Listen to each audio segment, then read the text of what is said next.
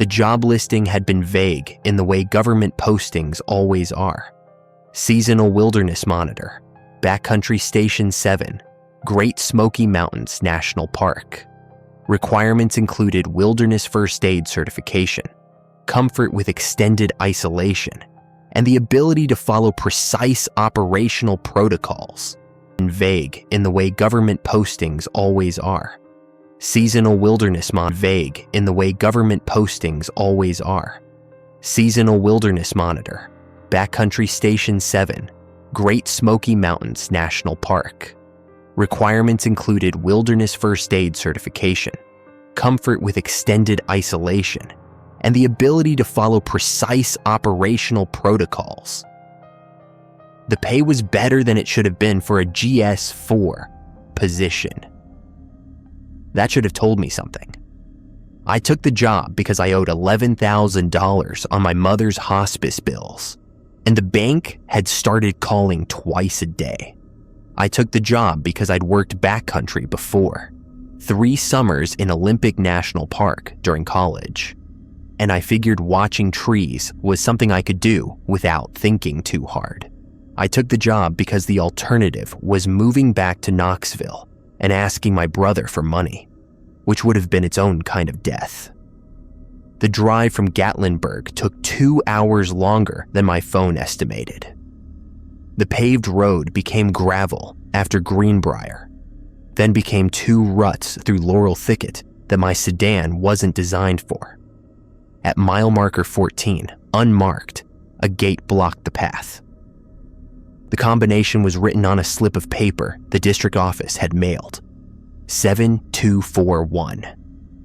The lock was stiff, but it turned.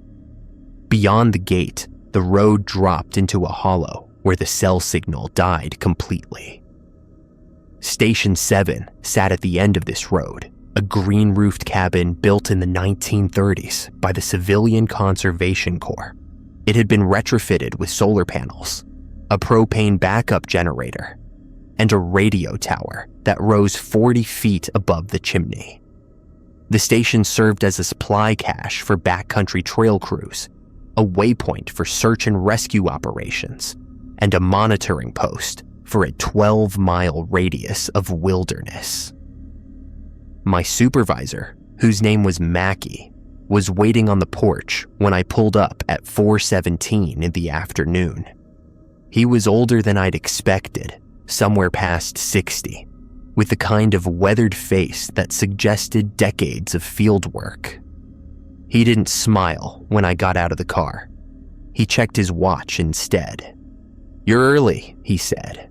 "Good, we have time to go through everything twice." The cabin had 2 rooms. The front room contained a desk, a filing cabinet, 2 chairs, a wood stove, and a radio console mounted on a table against the north wall. The back room had a cot, a propane cook stove, a water filtration system connected to a cistern, and shelves stacked with supplies. Mackie walked me through the inventory: 48 bottles of water, 12 cans of propane, 37 freeze-dried meals, 1 medical kit, 1 toolbox, 2 flashlights with spare batteries, 1 hand-crank emergency radio, 4 boxes of waterproof matches, and a lockbox beneath the floorboards that contained flares, a signaling mirror, and 200 feet of climbing rope.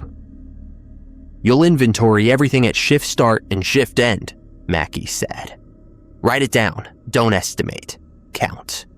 He showed me the radio. Channel 6 was for standard communication with dispatch in Cherokee. Channel 3 was for emergencies only. Channel 9 was never to be used. "It's listed as out of service," he said. "It's not out of service. You just don't use it." I asked why. Mackie looked at me for a long moment. His expression didn't change. "Because the protocols say you don't." The key ring had 12 keys.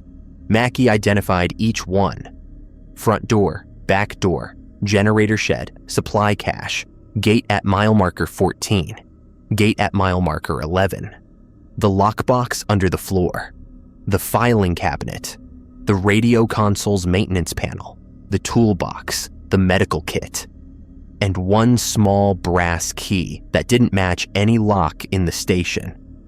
"Keep that one on you," he said. "Don't lose it. Don't ask what it's for unless you need to use it." I asked how I would know if I needed to use it. "You'll know." The sun was dropping behind the western ridge. Mackie pulled a folder from the filing cabinet and handed it to me. Inside was a single laminated sheet, typed in a font that looked like it came from an old typewriter. The header read, "Station 7 Operational Protocols." Below that, in smaller text, "Compliance is mandatory. Deviation is not survivable." "Read it tonight," Mackie said. "Memorize it by morning. I'll be back in 3 days to check on you. Radio check at 0600 and 1800, channel 6 only. If you miss a check, I'll send a team. If you miss 2 checks, they'll find what's left." He didn't say what would be left. He walked to his truck, a Park Service F-150 that looked older than I was, and he paused with his hand on the door. "The 12 who went missing," he said. "You've heard about them." I had. Everyone who worked for the Park Service had heard about them. 12 hikers, vanished over 18 months, all from the same general area. No bodies recovered. The official explanation was exposure, animal predation, the usual wilderness risks. The unofficial explanation was that something was wrong with this section of the park, and the service didn't want to close it, because closing it would mean admitting they didn't know why. "They didn't follow the protocols," Mackie said. "They were civilians. They didn't know there were protocols to follow." He got in his truck. He drove away without waving. I stood on the porch and watched the dust settle until the light was gone. The laminated sheet was heavier than it looked. I read it at the desk by the glow of a battery-powered lantern, because the solar batteries needed another hour to charge, and I didn't want to run the generator for something as simple as reading. The protocols were numbered 1 through 14. I read them 3 times, and each time they made less sense, and each time I understood more clearly that sense wasn't the point. 1. Radio checks occur at 0600 and 1800 daily, channel 6 only. State your station number, your name, and the word operational. Wait for confirmation. If no confirmation is received within 90 seconds, repeat once. If no confirmation is received after the second attempt, do not attempt again until the next scheduled check. 2. Between 1:45 a.m. and 2:15 a.m., do not look out any window. If you hear knocking during this period, do not respond. If you hear your name during this period, do not respond. Cover any reflective surfaces with the provided cloths. 3. The front door must remain locked between sunset and sunrise. The back door must remain locked at all times except during designated supply runs. Both doors have been treated. Do not remove the markings on the frames. Do not touch the markings with bare skin. 4. If you see a hiker on the trail after dark, do not greet them. Do not offer assistance. Do not make eye contact. Return to the station immediately and log the sighting in the green notebook. Include time, distance, direction of travel, and any distinguishing features. Do not pursue. 5. The generator shed is 47 feet from the back door. If you must access the generator after dark, time your trip.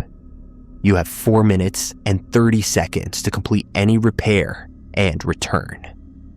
If you are not inside when 4 minutes and 30 seconds have elapsed, do not attempt to return until dawn. 6. Count footsteps outside the station between 11 p.m. and 5 a.m. If the count reaches exactly 134 and then stops, remain silent and still for 17 minutes. Do not move until the silence is complete. 7. The supply cache is 212 yards north of the station, marked by an orange blaze on a hemlock. Access the cache only during daylight. Never approach the cache if the orange blaze appears to be any other color. 8. If the radio produces static on channel 3 without being activated, unplug the console and wait 1 hour. Do not attempt to identify the source. Do not speak into the microphone. 9. Inventory the supplies every 12 hours at 0600 and 1800. If any item is missing that you did not use, do not search for it. Note the discrepancy in the green notebook and continue operations. 10. Do not whistle between dusk and dawn. Do not hum. Do not sing. If you hear music from outside the station, note the time and cover your ears until it stops. Do not attempt to identify the song. 11. The tree line south of the station is 83 feet from the back door. Do not approach within 40 feet of this tree line after dark. If you see movement at the tree line, do not observe it for more than 3 seconds. Look away. Document the sighting, but do not describe the movement in detail. 12. If someone claims to be Park Service personnel and arrives outside scheduled supply runs, verify their identity through the following countersign. You say Station 7 reporting. They must respond, dispatch confirms. Any other response means they are not Park Service personnel. Do not open the door. 13. The brass key on your ring opens a compartment in the floor of the supply cache. Open this compartment only if Protocol 14 has been activated. The compartment contains additional instructions. 14. If 3 or more protocols are violated in a single night, or if you observe a figure standing motionless at exactly 83 feet from the back door for longer than 6 minutes, Protocol 14 is considered active. At this point, you may use Channel 9. You will receive further instructions. Follow them exactly. I set the laminated sheet down on the desk. The cabin was silent except for the hum of the radio console and the settling of old wood. Outside, the darkness was complete. No moon, no stars through the canopy. Just black. I checked my watch, 9:23 p.m. According to Protocol 2, the dangerous window was more than 4 hours away. I had time to eat, to check the doors, to familiarize myself with the layout. I had time to convince myself that the protocols were hazing, some kind of initiation ritual for new hires, a tradition passed down from ranger to ranger as a joke. But Mackie hadn't been joking, and the 12 hikers who vanished hadn't been laughing.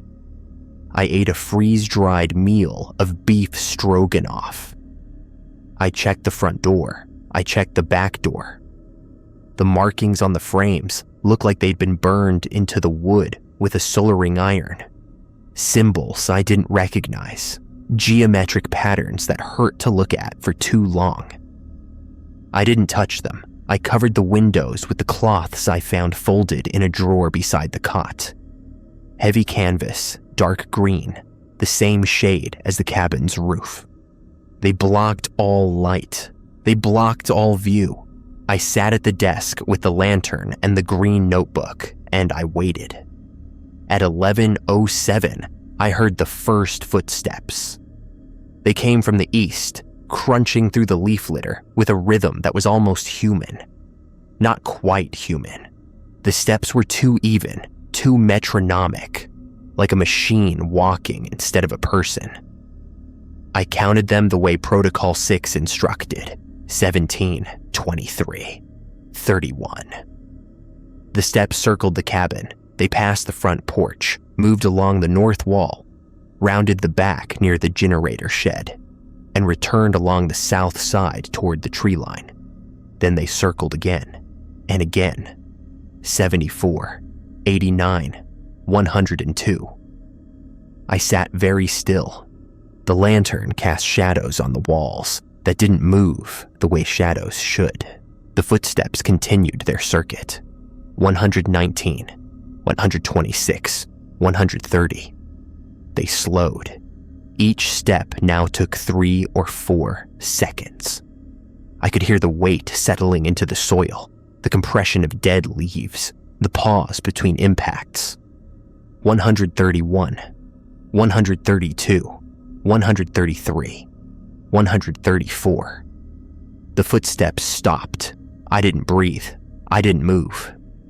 Protocol 6 said 17 minutes of silence after 134. I set my watch on the desk where I could see it without moving my head. The second hand crawled. Outside, nothing. No wind. No insects. No owls. The Smokies are never silent. There's always something calling, something rustling, something alive in the dark. But now there was nothing. The silence was a presence. The silence had weight. At minute 6, something scraped against the back door. Just once.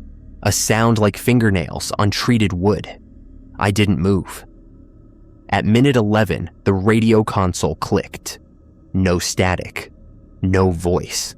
Just a single click, like someone had pressed the transmit button and released it. I didn't move. At minute 14, I heard my name. David. The voice came from outside the south window, muffled by the canvas covering. It was a woman's voice. It was familiar. It sounded like my mother, dead 3 months now, calling me the way she'd called me when I was a boy, and dinner was ready. I didn't move. I didn't respond. At minute 17, my watch showed the full duration had passed. I waited another 30 seconds to be safe. Then I let out the breath I'd been holding and felt my lungs burn from the strain. The silence outside had ended. I could hear normal sounds again.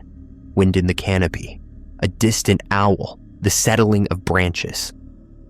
The footsteps did not resume. I noted the incident in the green notebook. Time, 11:07 to 11:31. Footsteps, 134. Then stopped. Silence period, 17 minutes plus 30 seconds observed. Anomalies, scraping at back door, minute 6. Radio click, minute 11. Voice calling my name, minute 14. Voice sounded female, familiar. I did not describe the voice further. I did not write that it had sounded exactly like my mother. Some things you don't put in writing because writing them makes them real, and real things have power. The rest of the night passed slowly. I did not sleep. At 1:45 per protocol 2, I checked that all windows were covered and sat in the center of the front room facing the wood stove. I heard knocking at 2:02, 3 knocks, then 4, then silence. I did not respond. At 2:14, I heard footsteps on the porch, pacing, and then my name again, this time in a man's voice I didn't recognize. The voice was pleasant, conversational, like someone trying to get my attention at a party. David, you in there, David. Open up, man. It's cold out here. I said nothing. I looked at the wood stove. I counted the bolts on its door. 7. At 2:15, the knocking and the voice stopped at the same moment, mid-syllable, like someone had pressed a mute button. The silence that followed was ordinary silence, the kind that meant nothing was there anymore. I stayed awake until dawn. Gray light crept around the edges of the canvas coverings at 6:12. I removed the cloths and looked outside. The forest was normal. Mist hung in the hollow below the station. Birds called from the hemlocks. A deer, an ordinary deer, walking forward the way deer walk, grazed at the edge of the clearing. At 0600 exactly, I turned on the radio console. Station 7 reporting, I said. David Marsh, operational. 90 seconds of static. Then a voice, crackling but clear. "Dispatch confirms. Status logged. Next check 1800. I sat back in the chair and closed my eyes. I was alive. I had followed the protocols. The protocols had worked. Mackie didn't return for 3 days, as promised. In that time, I settled into a rhythm. Sunrise meant removing the window coverings, checking the door seals, inventorying supplies. I counted everything twice. 48 bottles of water, still 48. 12 propane cans, still 12. 36 freeze-dried meals now, because I'd eaten one. The medical kit was complete. The flashlight batteries were at full charge. The lockbox under the floor remained sealed. I made supply runs during daylight only. The cache 212 yards north contained additional water, canned food, and a second medical kit in a weatherproof container. The orange blaze on the hemlock was orange, the same shade as every other trail marker I'd seen in 20 years of hiking. I didn't linger. I retrieved what I needed, 2 cans of peaches, a fresh box of matches, and returned to the station in 8 minutes. The days were quiet. I patrolled a 3-mile radius in the mornings, checking trail conditions and logging any maintenance needs. The trails were overgrown but passable. No hikers, no signs of recent travel. The Smokies get 2 million visitors a year, but this section might as well have been on another planet. The nights were not quiet. Every night, without exception, the footsteps came. 134, circling the cabin, then stopping. Every night, I sat in silence for 17 minutes. Sometimes there was knocking. Sometimes there were voices. On the second night, the voice sounded like my brother, asking if I needed help, saying he was worried about me, saying he could see me through the window even though the windows were covered. I didn't respond. I noted the incidents in the green notebook. I survived. On the morning of the 4th day, Mackie's truck came up the road at 9:47. I watched it from the porch, and I felt something I hadn't expected. Relief so profound, it was almost grief. He got out of the truck carrying a cooler and a folder. He looked at me for a long moment. "You look like you've been sleeping about 2 hours a night," he said. 1.5, I said. "If I'm lucky." He nodded like this was expected. "It gets easier. Your body adjusts. You learn to nap during the safe hours." We went inside. Mackie inventoried the supplies himself, counting everything I'd counted, comparing his numbers to my logs. He read the green notebook without comment. When he reached the entry about the voice sounding like my mother, he paused. "They learn," he said. "We don't know how, but they learn. Faces, voices, names. The longer you stay, the more they know about you. The more specific the lures become." I asked what they were. Mackie set down the notebook. He opened the cooler and handed me a sandwich wrapped in wax paper, ham and cheese. I hadn't eaten anything fresh in 4 days, and the smell of it made my stomach cramp with hunger. "We don't name them," he said. "Naming gives power. Naming makes them more real. What I can tell you is this. They've been here longer than the park. Longer than the Cherokee, probably. They stay in the woods. They don't cross thresholds if the thresholds are protected. They follow rules, same as we do. Their rules are different from ours. The protocols exist to keep those rules from intersecting." I asked about the 12 hikers. Mackie ate his own sandwich before answering. When he spoke, his voice was flat, the voice of someone reciting facts they'd recited many times before. First 2 were a couple from Ohio, day hikers who got turned around. They made camp past the tree line south of here, about 600 yards in. We found the tent, but no bodies. Just footprints circling the tent, hundreds of them, all in the same pattern. The next 4 were solo backpackers over 6 months. Same pattern. Camp past certain boundaries. Footprints. No bodies. The last 6 were a church youth group from Tennessee.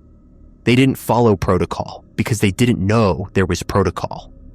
Their counselors were never found. The kids who survived, 3 of them, don't remember anything after sunset on their second day. I asked how the kids survived. They stayed inside the circle, Mackie said. The counselors had drawn a ring in the dirt around the tents, salt and chalk, something they'd read in a book. The kids stayed inside the circle. The counselors went out to investigate a noise and never came back. He finished his sandwich. He pulled the folder from his jacket and set it on the desk. "These are the amendments," he said. "Additional protocols that weren't on the original sheet. We've developed them over the past 2 years based on incident reports.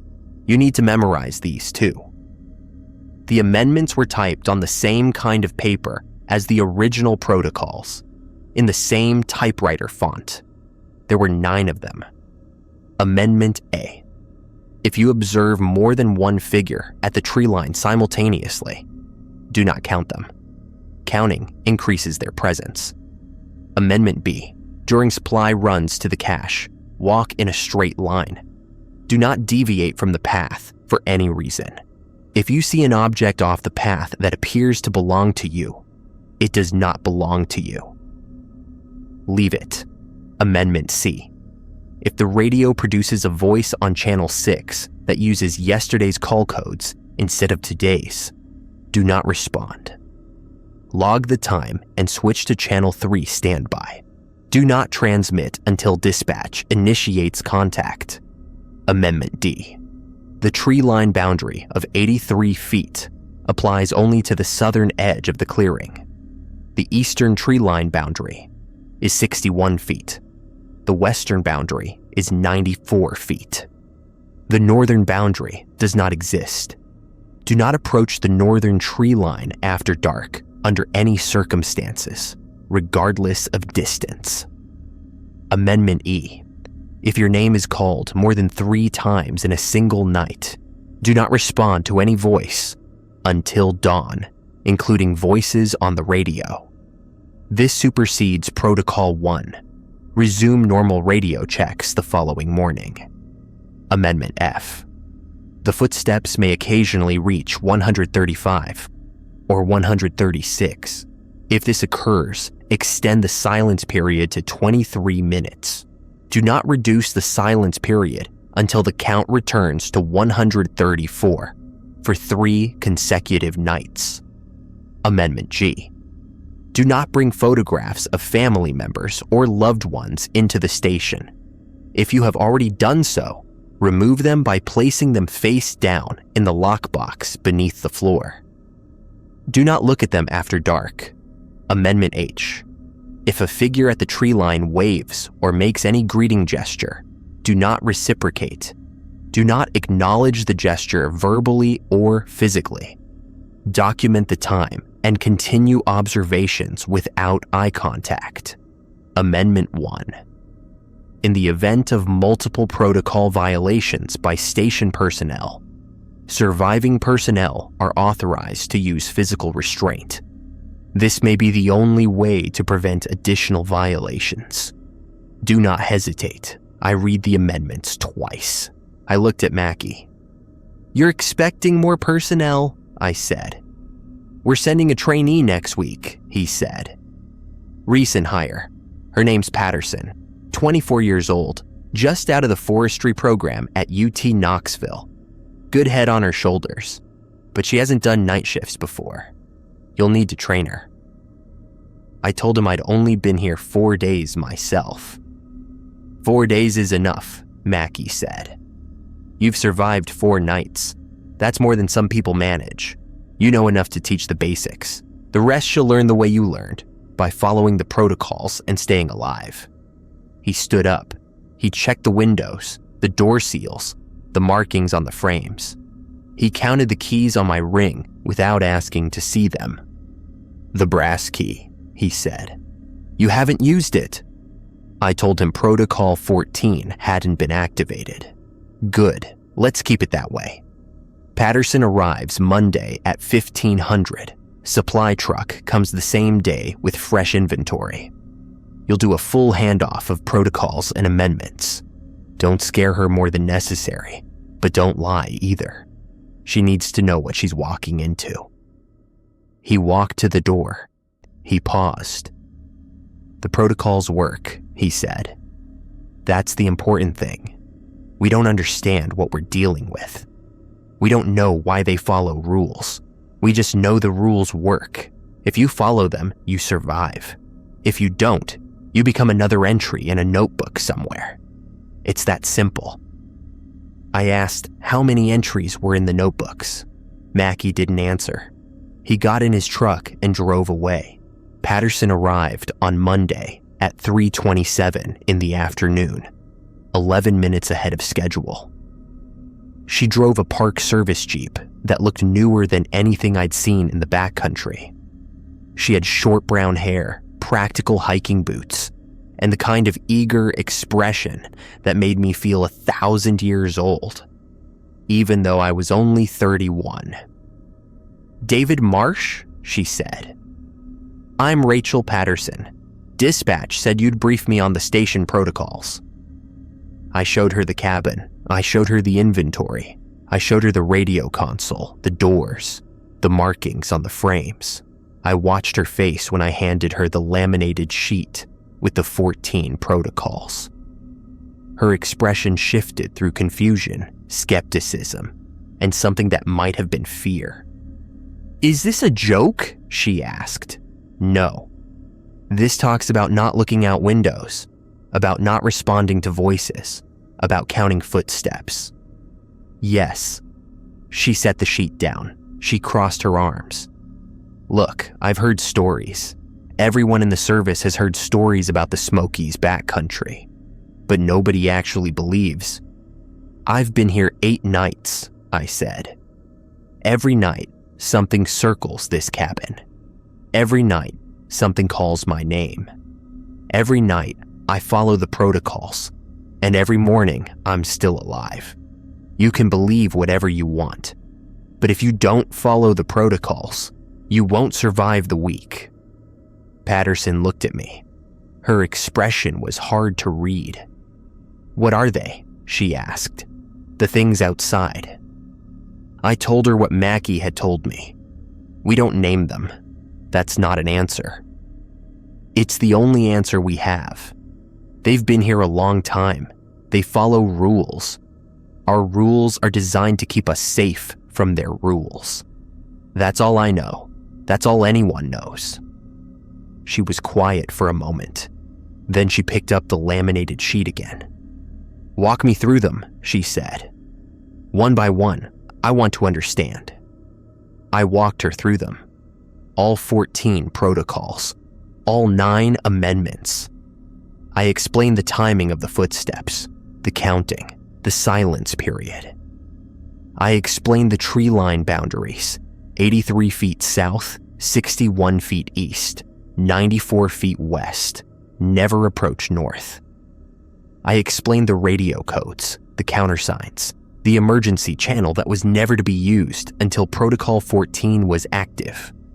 Patterson listened. She took notes in a small notebook she pulled from her jacket. She asked intelligent questions. How long was the supply cache safe after dark? What if the generator failed during the dangerous window? How did I know the voices weren't real people lost in the woods? I answered what I could. The cache was never accessed after dark, period. Generator failure meant staying in the cabin until dawn, no exceptions. And the voices, I told her about my mother, dead 3 months, calling my name from outside the south window. "That's how I knew," I said. "Because my mother is dead. Because she was cremated.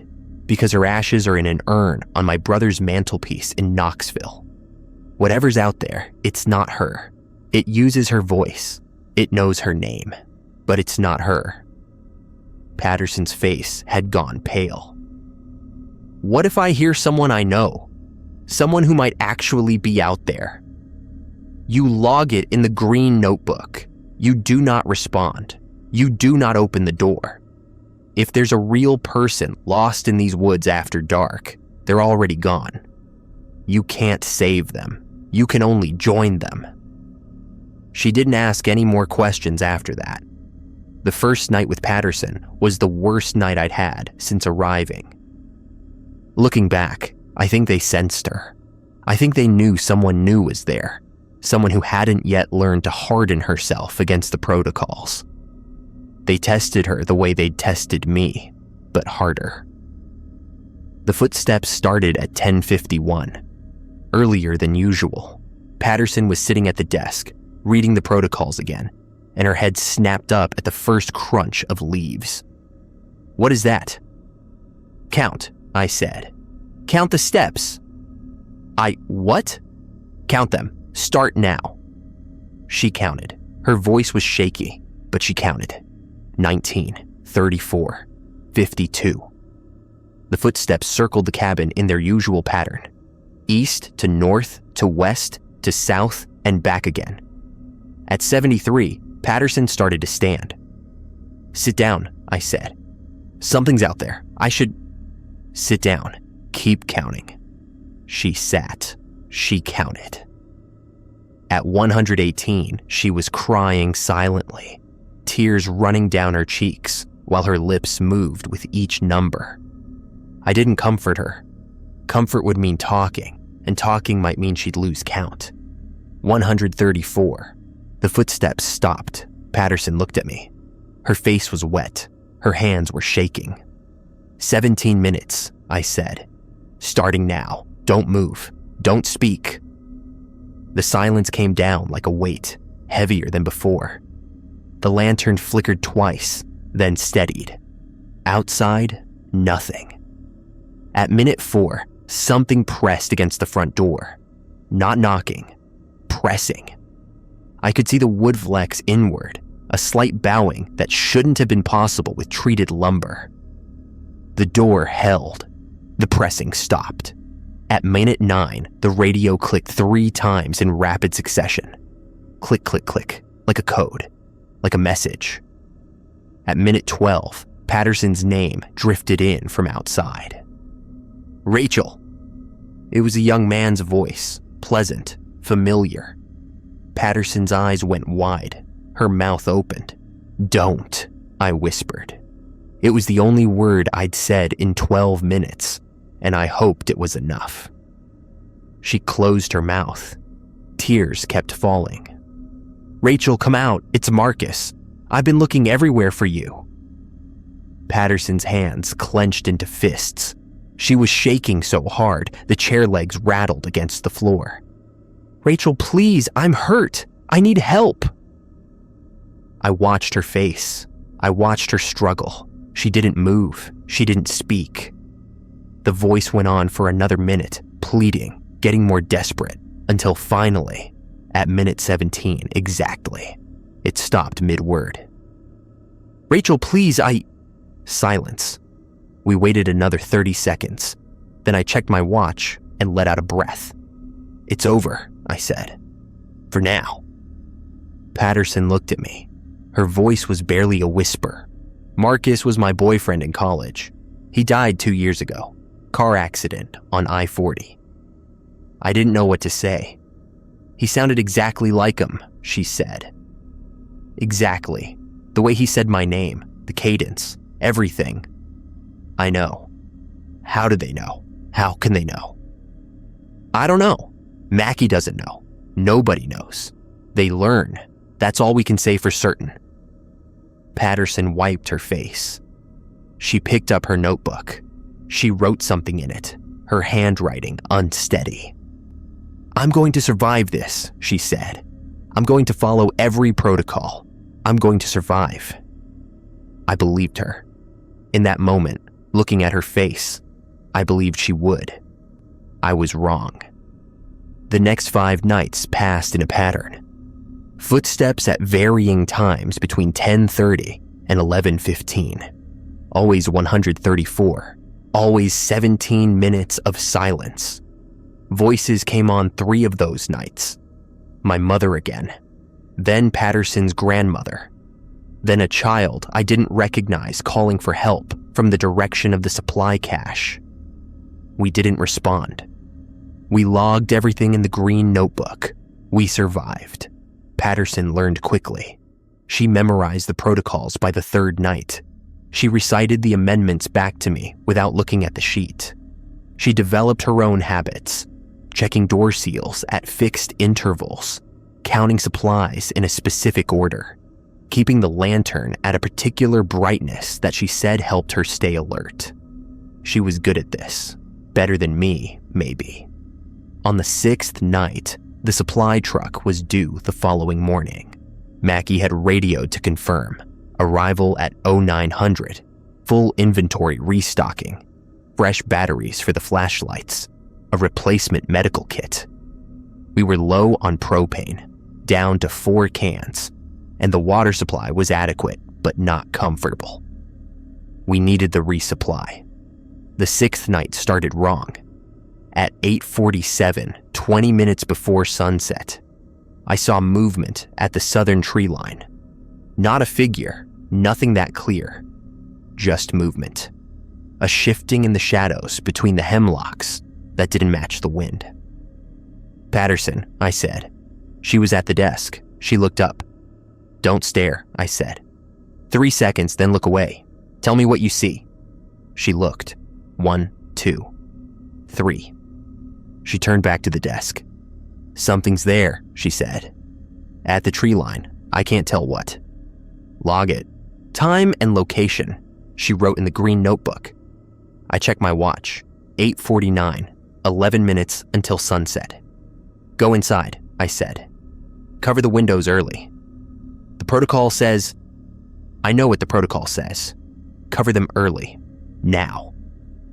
We covered the windows. We sealed the doors. We sat in the front room with the lantern and waited for sunset. And when sunset came at 9:02, the footsteps started immediately, not circling, approaching. They came from the south, from the direction of the tree line where I'd seen the movement. Heavy, deliberate, nothing like the metronomic rhythm of previous nights. These steps had weight. These steps had intent. Patterson looked at me. Her face was pale. "What do we..." "We wait. We count." But I wasn't sure counting would help. These steps weren't following the pattern. They were walking straight toward the cabin, and they weren't stopping. 20 steps, 30, 40. They reached the clearing. I could hear them on the bare ground now, the thud of impact on packed earth. They didn't circle. They didn't pause. They walked directly to the front door. 57 steps, silence, then a knock, 3 times, slow and heavy. Not the rapid knocking of previous nights. Something different, something deliberate. "Don't respond," Patterson whispered. "I know." 3 more knocks, then a voice. "Station 7. It wasn't my mother. It wasn't Marcus.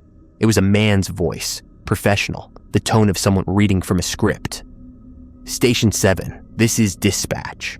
We've had a report of a medical emergency at your location. Please respond." Patterson grabbed my arm. "That's not... The radio is right there. Why would they come to the door?" "Because they know the protocols," I said. "They know we won't answer names. They're adapting." The voice came again. "Station 7, this is dispatch. We're conducting a welfare check. If you do not respond, we will be forced to breach the door." I looked at the door. The markings were visible, burned into the wood. The protocol said the markings would hold. The protocol said thresholds were protected, but the protocols had never mentioned this. A voice claiming to be dispatch, a threat to breach. "Get the green notebook," I said. Patterson got the notebook. I wrote quickly. 9:06 p.m. Voice at front door, claiming dispatch identity, threatening breach, not responding per Protocol 12, countersign not offered. The voice spoke again. Station 7, this is your final warning. Open the door or we will breach. Silence for 10 seconds. 20, 30. Then the footsteps retreated. 57 steps back toward the tree line. Gone. Patterson and I sat in the dark, neither of us speaking, until 1:30 a.m. Then the normal pattern resumed. Footsteps circling, 134. Then silence. Voices calling, my brother this time, saying he'd driven all night to find me, saying he was standing right outside. By dawn, neither of us had slept. The supply truck arrived at 9:17, driven by a ranger I didn't recognize. He handed me a clipboard. I signed for the inventory, and he drove away without asking how we were doing. The supplies were correct: propane, water, batteries, a fresh medical kit, everything we needed. Mackey's voice came over the radio at 9:42. Station 7, this is dispatch. Status report. Station 7 reporting, I said. David Marsh, operational. Noted. We received an anomalous transmission last night. Signal originated from your area, but on a channel that doesn't exist in our system. We're logging it as equipment malfunction. Do not investigate. I looked at Patterson. She was staring at the radio. Understood, I said. Channel malfunction. No investigation. Dispatch out. The radio went silent. They tried to get us to open the door, Patterson said, by pretending to be dispatch. Yes. They're learning. They're getting smarter. They've always been smart. They're just trying new things. Patterson sat down heavily in the chair. She looked exhausted. She looked terrified. How long does this go on? She asked. How long before they give up? I thought about Mackey's words. I thought about the 12 hikers. I thought about the notebooks full of incidents that stretched back years, decades, maybe longer. They don't give up, I said. They wait. They learn. They try again. That's why the protocols keep getting updated. That's why there are amendments. We're in an arms race, and we've been in it for a long time. Patterson closed her eyes. I want to make it to the end of my contract, she said. 6 months, then I'm done. I'll take a desk job in Gatlinburg. I'll never come back to this section of the park. That's a good plan, I said. Follow the protocols for 6 months, then leave. That's all any of us can do. The 7th night brought the storm. It came up fast from the southwest, the way storms do in the Smokies. At 6:45, the sky turned the color of old bruises.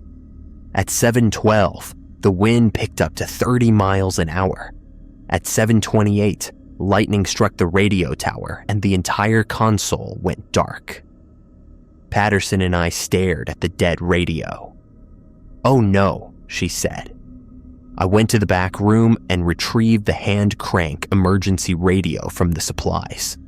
It was small, barely larger than a paperback book, with a dial that covered AM and FM frequencies, but not the Park Service channels. This won't reach dispatch, I said. Then how do we? We don't. We wait until morning and hope they send someone to check when we miss the radio check. Patterson's face was pale. Miss the radio check? Protocol 1 says we state our station number and wait for confirmation. We can't do that if the radio's dead. We follow the protocols we can follow. The rest is out of our hands. The storm hit full force at 8:17. Rain hammered the roof. Wind howled through the hollow.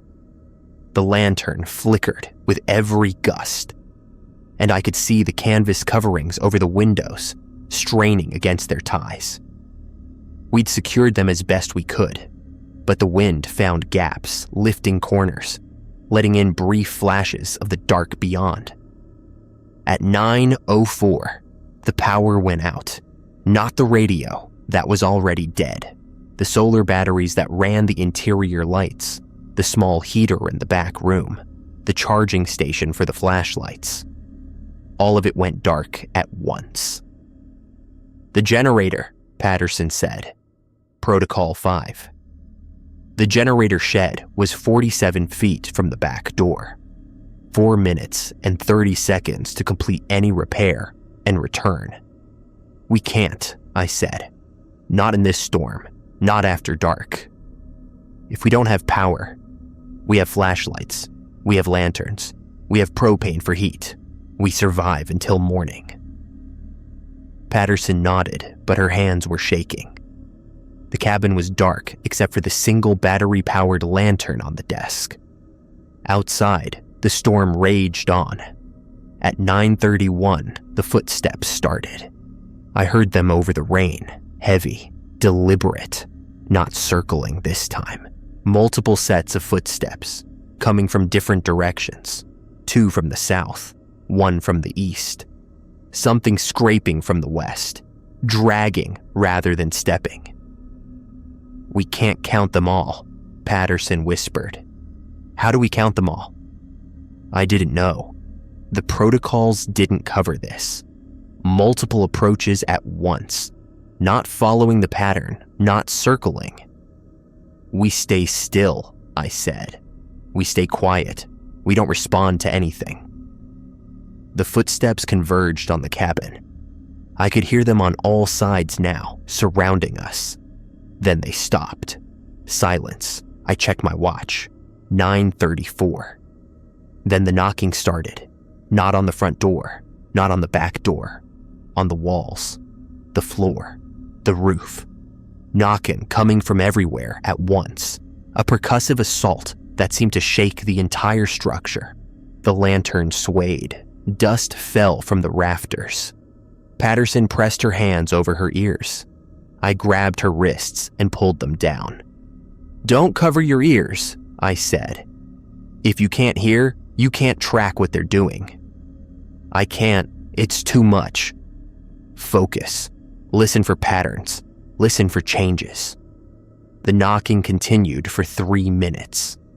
Then it stopped all at once, like someone throwing a switch. In the silence that followed, a voice spoke from directly outside the front door.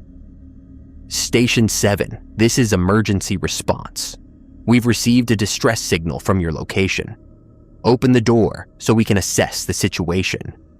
Protocol 12, countersign required." "Station 7, reporting," I said, loudly enough to be heard through the door. The voice paused, then, "Copy that, Station 7. Your situation has been logged. Please open the door for medical assessment." Not the countersign, not "Dispatch confirms." I didn't respond. "Station 7, I repeat, please open the door. We have medical supplies. We can help." Patterson was staring at the door. Her whole body was shaking. "It sounds real," she whispered. "It sounds exactly like an emergency response team." "It's not real. The countersign wasn't given." "But what if it's not real?" The voice outside changed, dropped into something softer, more personal. "Rachel, it's me. It's Marcus. Please, Rachel. I'm so cold. I've been lost out here for 2 years. I just want to come inside where it's warm." Patterson made a sound that wasn't quite a sob. "Don't," I said. I know it's not him. But the voice, it's not him. It's using his voice. It's using everything it knows about you. Don't give it more." The voice continued. Marcus's voice, pleading, crying, telling Patterson that he'd never stopped loving her, that he'd come all this way just to see her again, that all she had to do was open the door and they could be together. Patterson's hand moved toward the door. I caught her wrist. "Don't." She looked at me. Her eyes were red. Tears were streaming down her face. "I know it's not him," she said, "but it sounds so real. It sounds so much like him." That's what they do. That's how they work. They take what you love and they use it against you. The voice kept talking. Marcus's voice, saying all the things a grieving lover would want to hear. Promises and memories and apologies for things that might have happened between them when he was alive. Patterson listened, and I watched her face, and I saw the moment when something broke. She pulled away from me. "Rachel!" She walked to the front door. She reached for the handle. "Rachel, stop!" I grabbed her from behind, wrapping my arms around her waist, pulling her back. She fought me. She was stronger than she looked, driven by grief and need, and something the voice had woken inside her. She clawed at my arms, kicked at my legs, screamed Marcus's name. "He's out there! Let me go! He's right there! He's dead! He's been dead for 2 years! Whatever's out there, it's not him!" She kept fighting. I held on. Amendment 1 had authorized physical restraint for exactly this reason.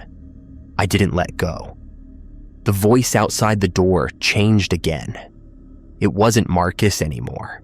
It was something else, something that didn't have a voice of its own, something that spoke in fragments of other voices. My mother, Patterson's grandmother, the child calling from the supply cache, dispatch, emergency response, all of them stitched together into something that didn't sound human anymore. Open, door, let, in, cold, warm, together, forever, open. Patterson went limp in my arms. The fight drained out of her. "It's not him," she whispered. "No." "It was never him." "No." She turned her face into my shoulder and cried. I held her while the voice outside continued its broken litany. And I didn't let go until the voice stopped. The storm ended at 4:58 in the morning. The clouds broke apart.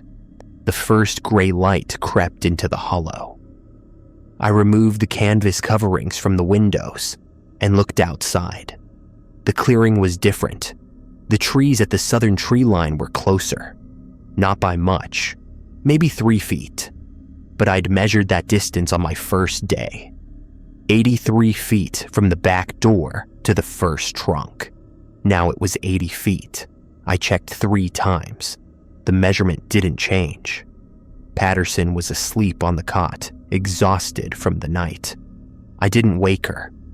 I wrote in the green notebook, tree line distance reduced, southern boundary now 80 feet.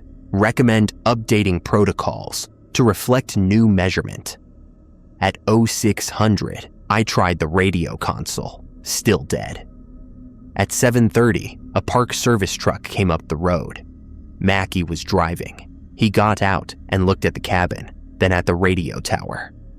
"Lightning strike," he said. "We saw it from the main office. Knocked out half the grid in this sector." I told him about the night, the multiple footsteps, the knocking, the voice that used Marcus and then became something else. Patterson's near breach. Mackie listened without expression.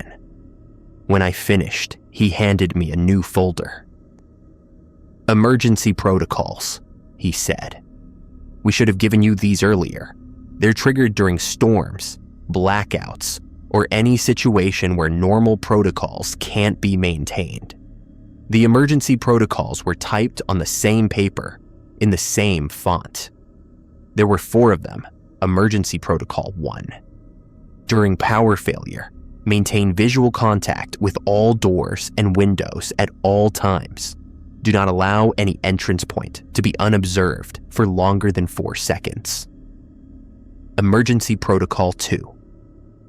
If multiple entities approach simultaneously and cannot be counted individually, remain in the center of the structure, facing the most recently active direction.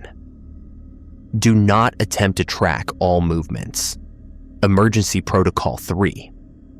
If a secondary person attempts to breach protocols due to external influence, restraint is authorized and recommended. Do not release the person until the external influence has ceased for a minimum of 10 minutes.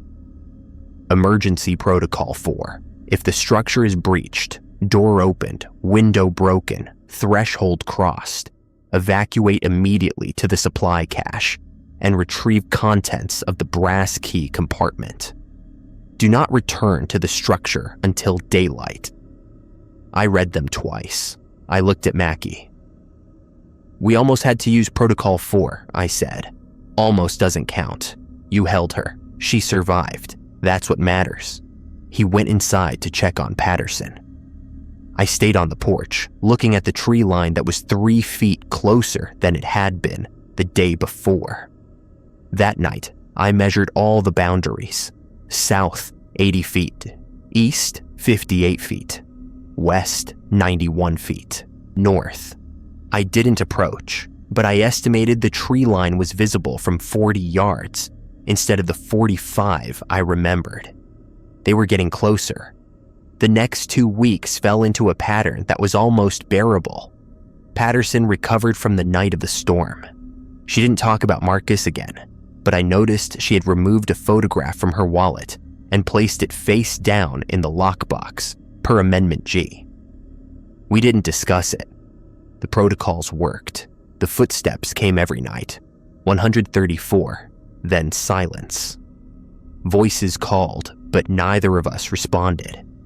Mackie visited twice more, bringing fresh supplies and updated amendments. The boundaries continued to contract. By day 14, the southern tree line was at 74 feet, the eastern at 53 feet, the western at 87 feet. They're patient, Mackie said on his second visit. They take ground slowly. We've been tracking the boundaries for 8 years now. Started at about 120 feet on all sides. They move maybe 2 or 3 feet a year. What happens when they reach the cabin? I asked. Mackie didn't answer. On the 15th night, something new happened. Patterson and I were sitting in the front room counting footsteps when the radio console crackled to life. The repair crew had fixed the lightning damage 3 days earlier.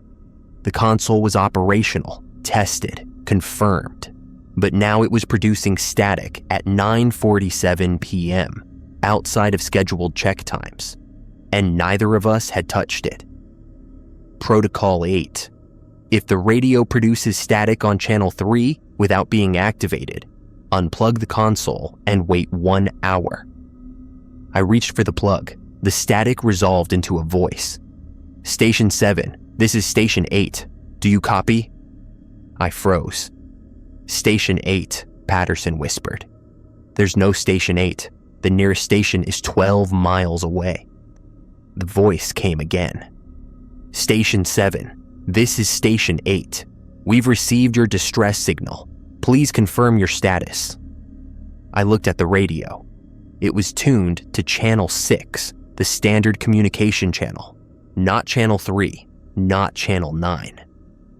Don't respond, Patterson said. It's using the radio now. It's adapting again. Station 7, please respond. We're dispatching a rescue team to your location.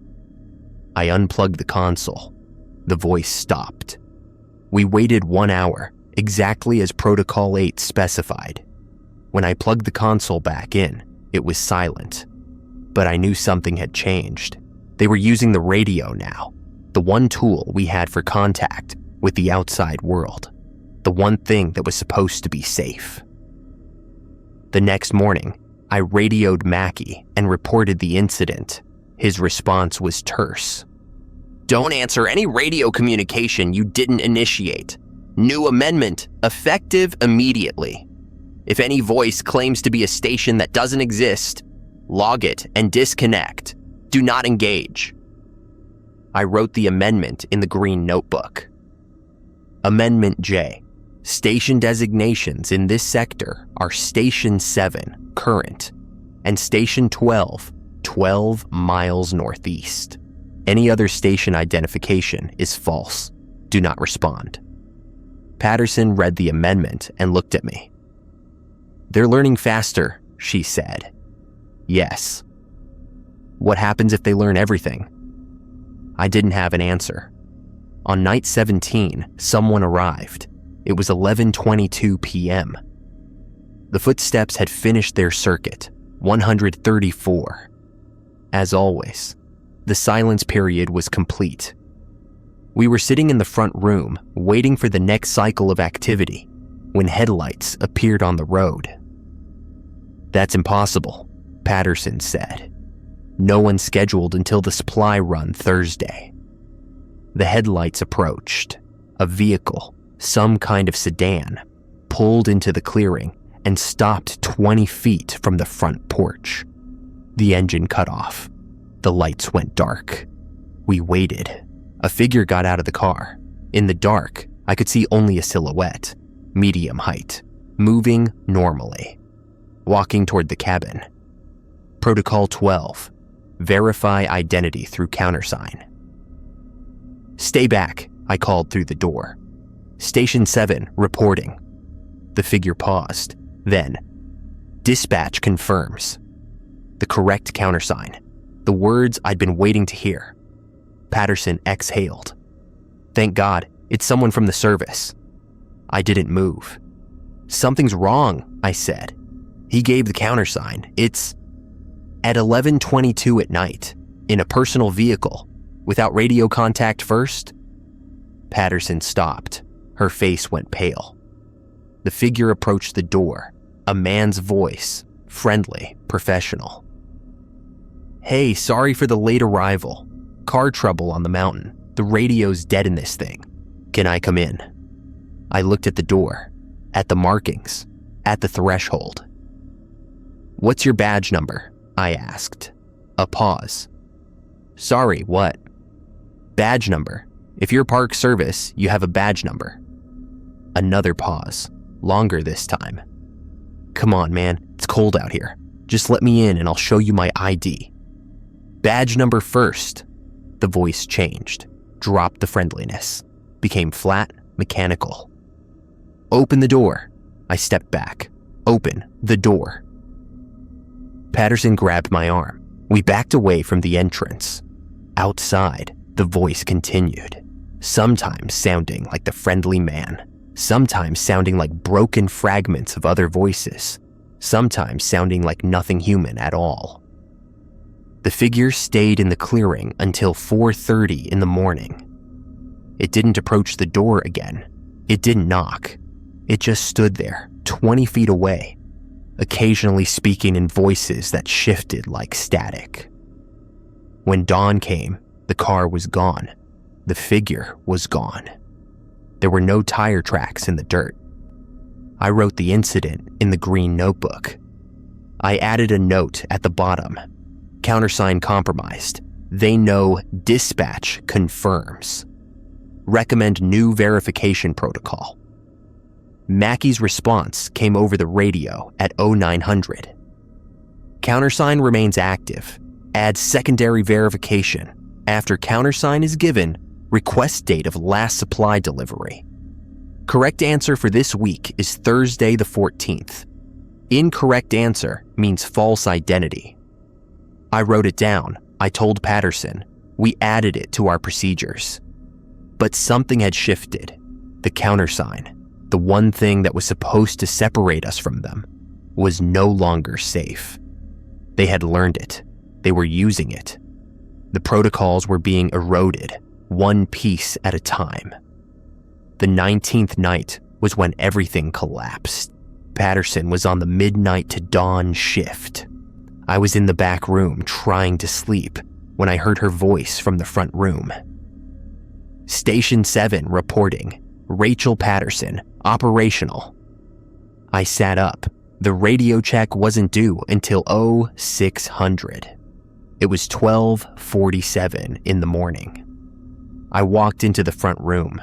Patterson was at the radio console, transmitter in hand, speaking into the microphone. "Copy dispatch. Understood. Yes, I'll hold." I looked at the console. The frequency dial was set to channel 9, the channel we were never supposed to use. "Patterson, what are you doing?" She looked at me. Her face was strange, not frightened, not confused, calm, almost serene. "Dispatch called," she said. "They said there's an emergency. They're sending someone to pick us up." "On channel 9? They said the other channels were down." I walked to the console. I could hear static from the speaker, and beneath the static, a voice, not saying words, just murmuring. A low, continuous sound that seemed to vibrate at a frequency I could feel in my teeth. "Dispatch didn't call," I said. "That's not dispatch." Patterson's expression flickered. Something passed behind her eyes, like a shadow moving underwater. "They said to open the door. They said a team is waiting outside." I reached past her and unplugged the console. The murmuring stopped. The static stopped. Patterson blinked once, twice, and then her face changed. The calm drained away, replaced by fear. What was I? "You were on channel 9. You were talking to something that wasn't dispatch." She looked at her hands, still holding the transmitter. She dropped it like it was hot. "I don't remember picking it up. I don't remember turning to that channel. I heard my name, and then She started to shake, deep, convulsive tremors that ran through her whole body. "It was inside my head," she said. "It was telling me to open the door. It was telling me everything would be fine if I just opened the door." I looked at the front door, still closed, still locked, the markings still intact. "You didn't open it," I said. "That's what matters." "But I was going to. If you hadn't, but you didn't." She sank into the chair. I sat down across from her. Outside, the night had gone silent. No footsteps, no voices, nothing. "Protocol 14, Patterson said quietly. "I violated Protocol 14. I used Channel 9. "Protocol 14 says you can use Channel 9 if it's been activated. 3 or more protocol violations I didn't know." We waited until dawn in silence. When the light came, I checked the boundaries. The southern tree line was at 72 feet, closer by 2 feet overnight, more than it had moved in the previous 2 weeks combined. Channel 9 had cost us something. Patterson's contact had cost us ground. I radioed Mackie. I reported the incident. His response was longer than usual. "Patterson's compromised. She needs to be rotated out. I'm sending a replacement tonight. Do not let her operate the radio. Do not let her approach any door or window. Keep her in the center of the structure until the replacement arrives." I looked at Patterson. She'd heard the transmission. "Compromised," she said. "What does that mean?" "It means they're inside your head now. They know things about you they shouldn't know. They can use that to manipulate you." "Can it be fixed?" I didn't answer. Mackie arrived at dusk with a man I'd never seen before. Tall, mid-40s, wearing park service gear that looked brand new. His badge said Hendricks. "You're Marsh?" he said. "Yes." "I've read your reports. Good work. Patterson's coming with me." Patterson was sitting on the cot in the back room. She'd been there all day, not speaking, not eating. She looked up when Hendricks entered. "I'm sorry," she said. "I didn't mean to." "It's not your fault," Hendricks said. "They get inside. It happens. You're going to a debriefing facility in Gatlinburg. They'll help you process what happened." "Will I be able to come back?" Hendricks didn't answer. He helped her to her feet, collected her pack, and walked her to the truck. Mackie waited on the porch. "Hendricks is your new partner," Mackie said. "He's been doing this for 6 years, longer than anyone except me. Listen to him. Follow his lead." "What happens to Patterson?" Mackie shook his head. She'll be fine. They'll give her a desk job, something safe. She won't remember most of this in a few months. The mind protects itself. Does it? Sometimes, when it needs to. He got in the truck. Patterson was at the passenger seat, staring straight ahead. She didn't wave. She didn't look back. I watched them drive away until the taillights disappeared around the bend. Hendricks was different from Patterson. He didn't ask questions. He didn't need explanations. He moved through the cabin with the efficiency of someone who'd done this many times before. Checking doors, windows, inventory, radio channels. He counted supplies without looking at the log. He recited the protocols from memory. Tree lines at 72 feet south, he said. 51 east, 84 west. How long have you been here?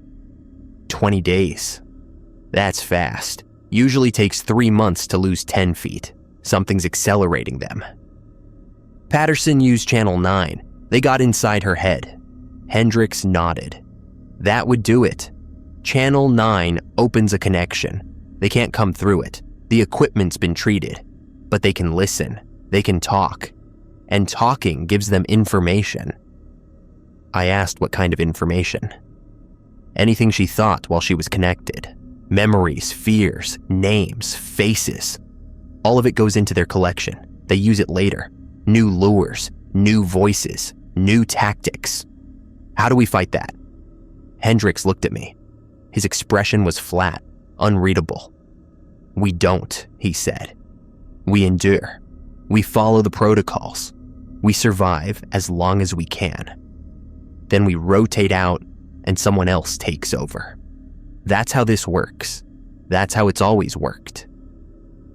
The first night with Hendricks was quieter than any night I'd had since arriving. The footsteps came at 11:04, 134, circling the cabin, then silence for 17 minutes. No knocking, no voices, just the circuit and the stillness. Hendricks sat through it all without flinching. When the silence ended, he made notes in the green notebook, his handwriting small and precise. They're testing the new configuration, he said, seeing what we respond to. They'll try something different tomorrow. He was right. The second night with Hendricks, the voices started at 9:32 before the footsteps. A woman's voice coming from the supply cache to the north. Help, please, I'm hurt. Please help. Hendricks looked up from his book. He was reading something about forestry management, dog-eared and worn. Log it, he said. Time and direction. Don't respond. It sounds like... I know what it sounds like. It sounds like someone who needs help. It always sounds like that. Log it and don't respond. I wrote in the green notebook. 9:32 p.m. Voice from direction of supply cache. Female, claiming injury. No response given. The voice continued for 20 minutes, growing more desperate, more specific. It described the injury, a broken leg, a fall on the trail. It described the cold, the darkness, the fear. It called out names I didn't recognize, names that might have meant something to Hendricks. Margaret, Sarah, Tom, please, anyone. Hendricks kept reading. His face didn't change. At 9:52, the voice stopped. The footsteps started. 134, circling. Silence for 17 minutes. At 10:26, the night resumed its normal pattern. You're used to this, I said. Hendricks closed his book. I'm trained for this. There's a difference. Used implies you stop feeling it. I feel it every night. I just don't let the feeling control my actions. How? He looked at me. His eyes were tired. Practice, he said. 6 years of practice, and the knowledge that every night I survive is a night someone else doesn't have to. The third night with Hendricks brought the siege. It started at 8:17, before sunset. The sky was clear, no storm, no weather excuse. But something was wrong. I could feel it in the air, a pressure against the skin like the space before lightning. "Get the emergency protocols," Hendricks said. I got the folder. I handed it to him. "Read Protocol 4 out loud," he said. I read it. "If the structure is breached, door opened, window broken, threshold crossed, evacuate immediately to the supply cache and retrieve contents of the brass key compartment. Do not return to the structure until daylight." "Keep that in mind," Hendricks said. "If anything goes wrong tonight, that's our fallback." At sunset, the footsteps started. Not one set, not two, dozens. Coming from every direction at once, converging on the cabin with a sound like rolling thunder. The walls seemed to vibrate with the weight of them. "Don't count," Hendricks said. "Too many, just wait." We waited. The footsteps reached the clearing. They didn't stop at the edge. They came all the way to the walls, surrounding the cabin, pressing against the treated wood. I could hear breathing, or something like breathing, just outside the door. Then the knocking started. Every surface, every wall, the floor, the ceiling, the door, the windows. A barrage of impacts that made the lantern swing and the supplies rattle on the shelves. Hendricks pulled 2 cloths from his pocket and stuffed them in his ears. I did the same. The knocking continued for 7 minutes. Then it stopped. In the silence that followed, a voice spoke from directly beneath the floorboards. "I'm already inside." Hendricks didn't move. I didn't move. The voice was coming from under the floor, from the crawl space beneath the cabin, a space that should have been sealed and treated like everything else.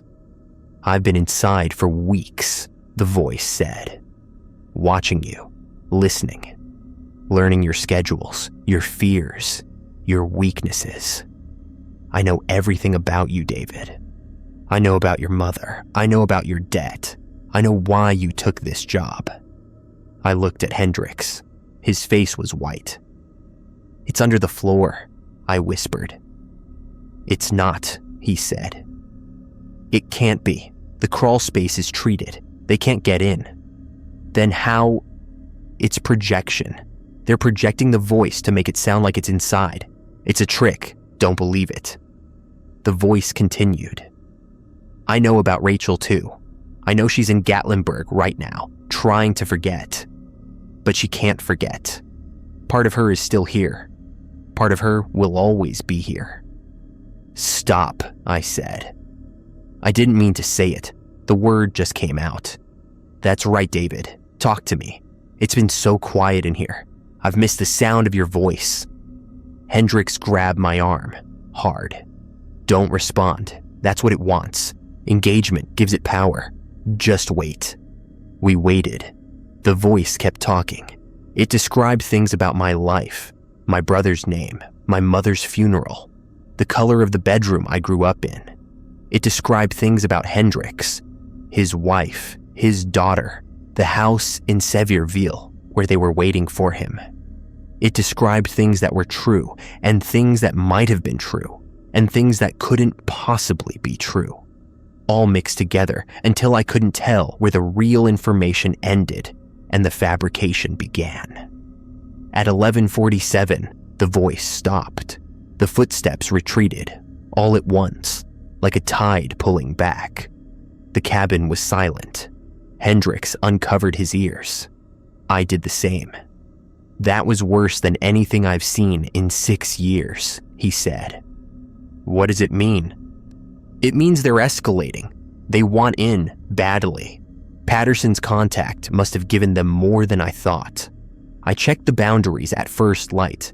The southern tree line was at 63 feet, 9 feet closer overnight. I radioed Mackie. I described the siege, the voice beneath the floor, the boundary shift. His response was 2 words: lockdown. Hendricks knew what that meant. No more supply runs, he said. No more boundary checks. We stay inside day and night until they send a team. How long? As long as it takes. We locked down.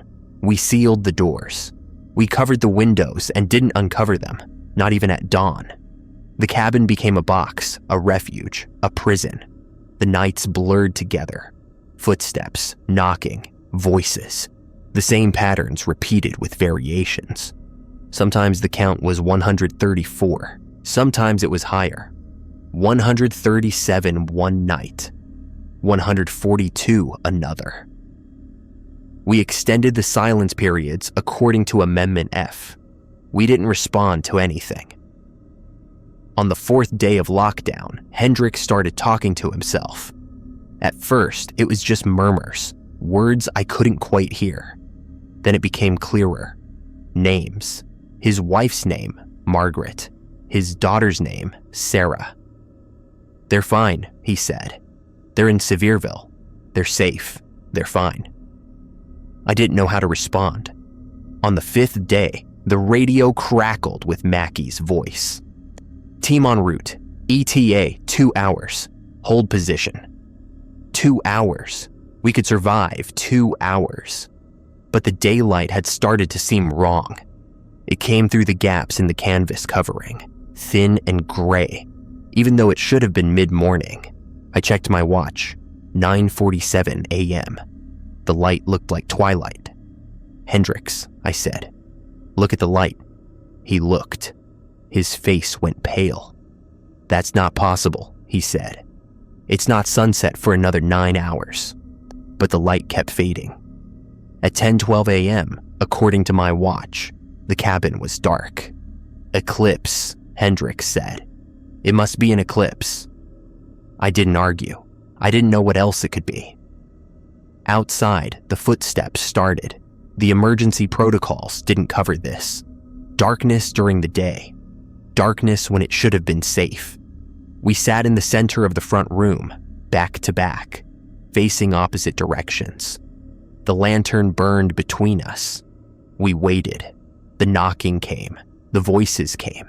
The pressure against the walls came, stronger than before. The wood creaking under strain that shouldn't have been possible. At 10:31, something scraped against the front door. Not knocking, scraping. Long, slow strokes, like claws on wood. The markings will hold, Hendricks said. They always hold. But his voice was shaking. The scraping continued for 11 minutes. Then it stopped. Then the door handle turned. I watched it rotate, slowly, deliberately. The lock held, deadbolt engaged, chain attached. But the handle kept turning, kept testing, kept probing. They can't get in, Hendricks said. The threshold is protected. They can't. The door shuddered. Something hit it from outside with tremendous force.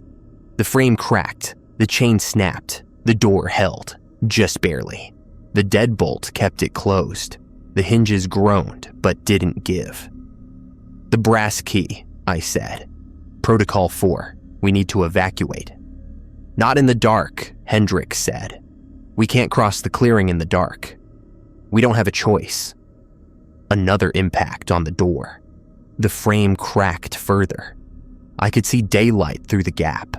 Real daylight, bright and clear, which meant whatever had been causing the darkness was specific to this location, this clearing, this cabin.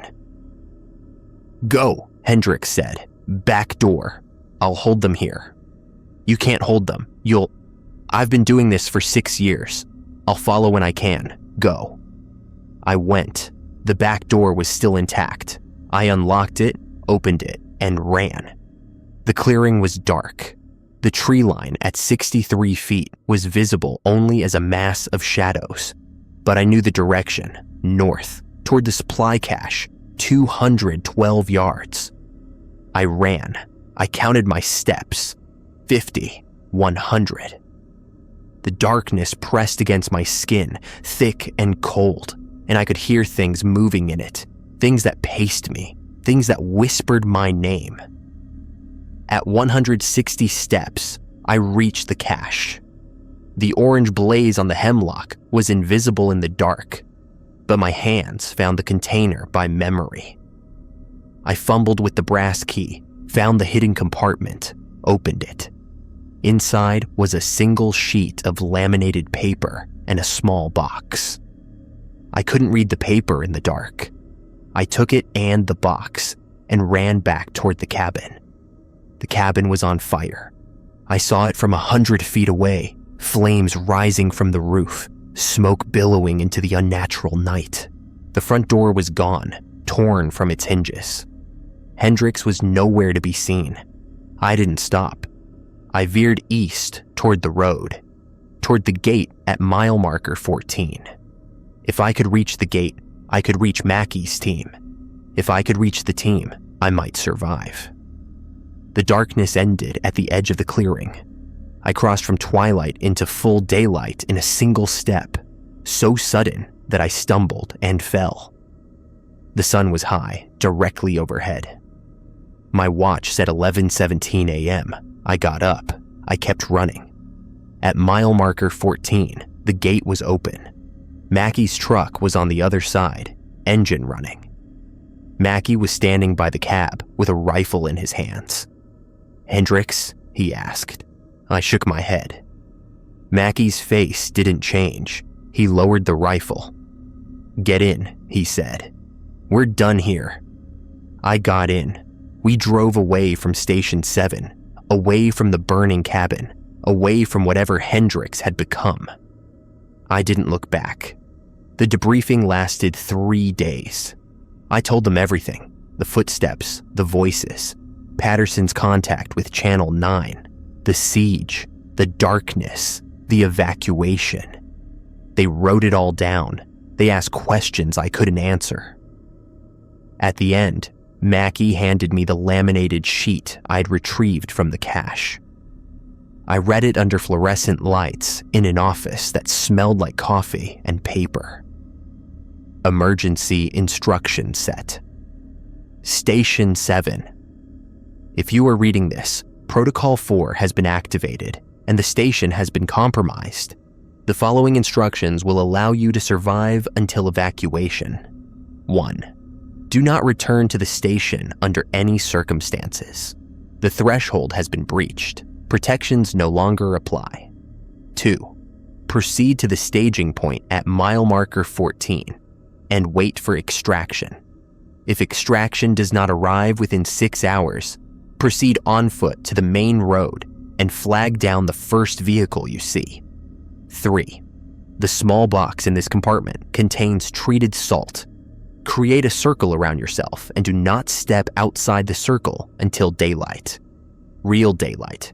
Confirm by checking your watch against visible sun position. 4. If you are extracted, you will be debriefed and reassigned. Do not discuss your experiences with anyone outside the service.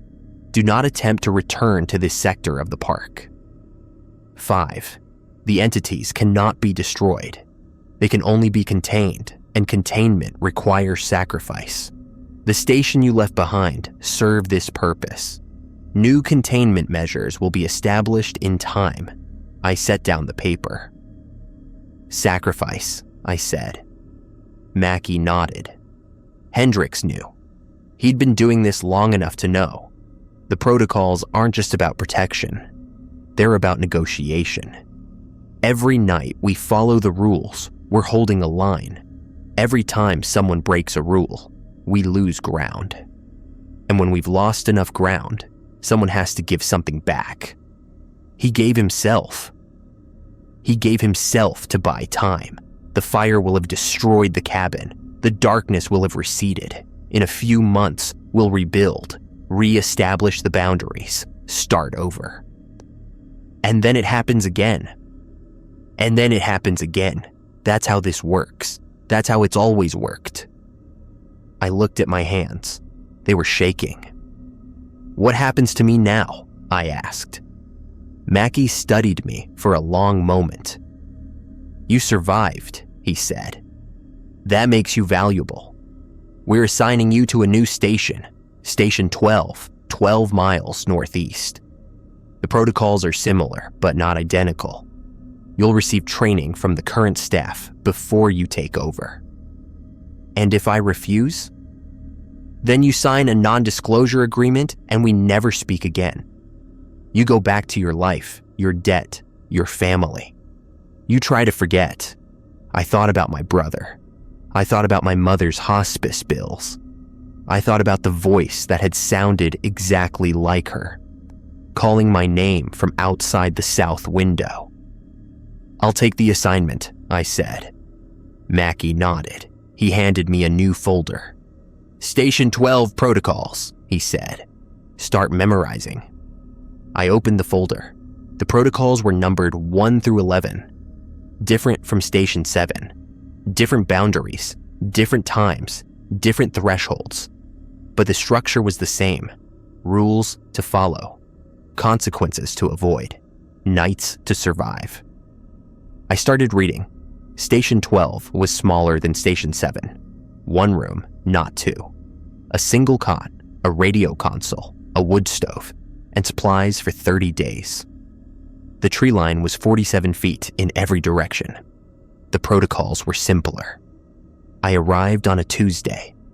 I inventoried the supplies: 32 bottles of water, 8 propane cans, 24 freeze-dried meals, 1 medical kit, 1 flashlight, 1 hand crank radio.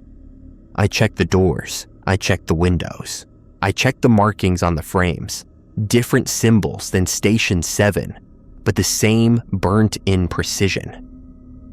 At sunset, I covered the windows. I sat in the center of the room with the lantern and the green notebook. At 9:52, the footsteps started. They were different here. Faster, lighter, circling at a higher tempo. I counted. 73. The silence period was 12 minutes instead of 17. I waited. I didn't respond to the voices. A child this time, asking for her mother. I logged everything in the green notebook. I survived. In the morning, I measured the boundaries. 47 feet in every direction, unchanged.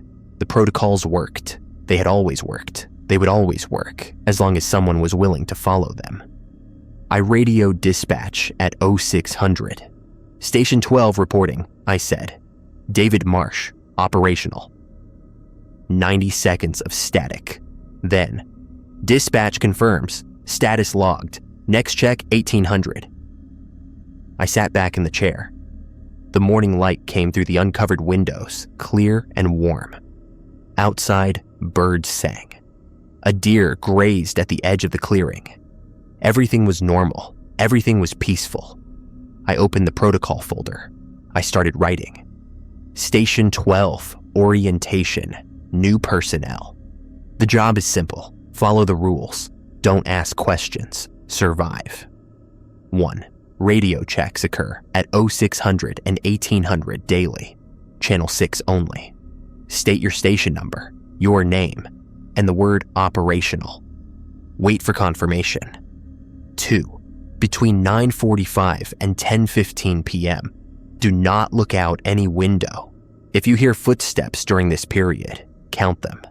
If the count reaches 73 and stops, remain silent for 12 minutes. I wrote the rest from memory.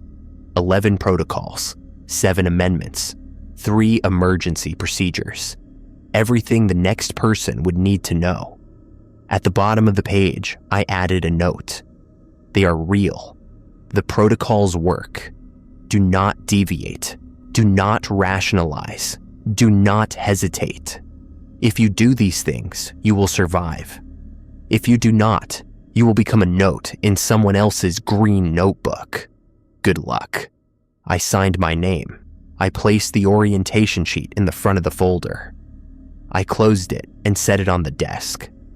Outside, the tree line stood at 47 feet, unchanged, waiting. I had 4 months and 16 days until my rotation ended. I intended to survive every one of them.